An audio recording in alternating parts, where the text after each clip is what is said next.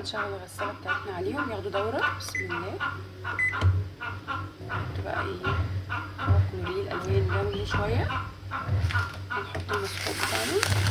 بسم الله الرحمن الرحيم. هنسيبها بقى ايه تاخد دورتها مع نفسها لغاية ما نكمل بقية الروتين بتاعنا. بصوا بقى، كان عندي كيس لحمة في التلاجة، تمام، هو صغير مش كبير. قلت بقى اقطعه كده قطع مربعات، هشوف بقى انا هعمله لحمه ببصل ولا هعمله ايه. بس هي الميه اصلا غليت خلاص، بسم الله بقى نحطها واحده واحده. بسم الله الرحمن الرحيم. اللهم صل وسلم وبارك على سيدنا محمد وعلى اله وصحبه وسلم. بصوا بقى الشوربه بتاعتنا اول ما تبقى نضيفه، ضفناها من الحاجات البني، الشوائب البني يعني بتطلع منها.